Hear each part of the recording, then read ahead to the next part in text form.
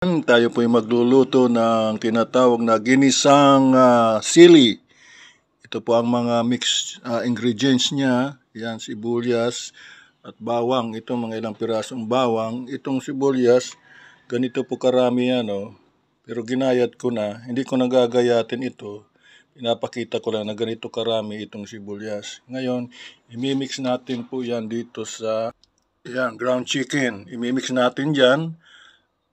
At magiging ginisang sili na yan, ang tawag po ay Junior Bicol Express. Kaya po Junior Bicol Express sapagkat wala po siyang labuyo, yung pinakamaanghang. Ito maanghang na rin, pero ito lang isasawag natin. Okay, papakita ko sa inyo pag finished product na po siya. Ito gagayatin ko muna itong tinatawag na sili. Ito na po mga kaibigan yung ginayat natin na sili. At ito'y unahin natin ihalo itong sibuyas at bawang. So mayroon na mantika po itong ground chicken. So ihalo natin yun. Unahin natin yung sibuyas at bawang mga kaibigan. Ayan na, linagay na po natin yung sibuyas at bawang. Mayroon na mantika.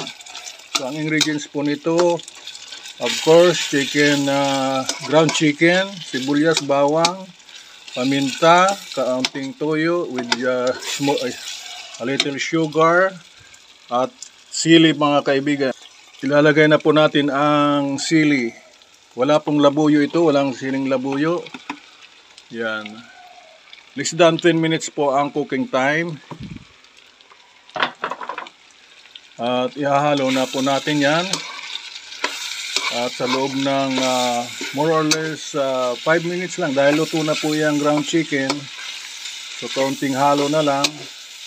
So more or less mga 8 minuto ay luto na po siya. May mantika na siya.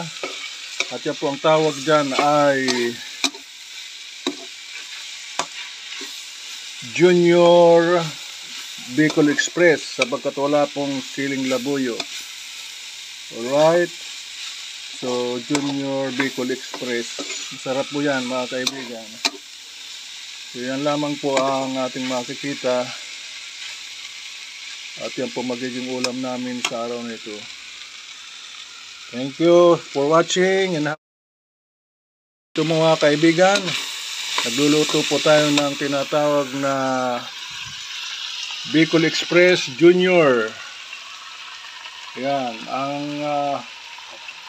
ingredients po niya mga kaibigan ay sili. Yan, i-mix na natin yung sili kasi 90 seconds lang ito. Yung kanina baka hindi nakita. So ground chicken, naluto ng ground chicken, sibuyas na natural, bawang, paminta, toyo o soy sauce, counting sugar. At less than 10 minutes ay lulutuin ito mga kaibigan.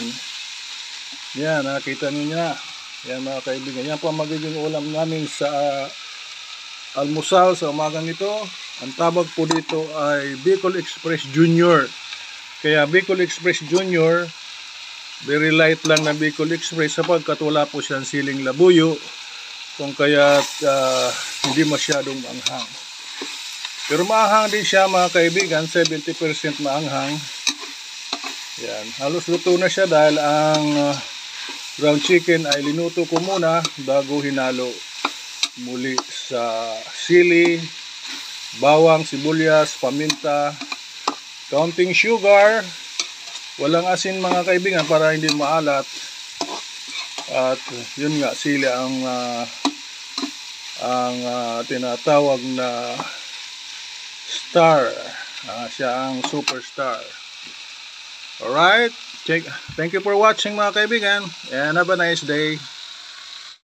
Hello mga kaibigan. Nandito naman ang iyong abang lingkod. Dito po ang aming almusal.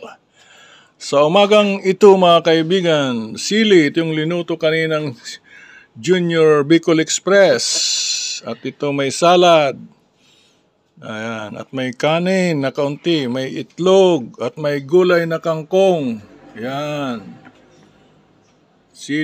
Salad. At ito kimamali naman itong kakainin.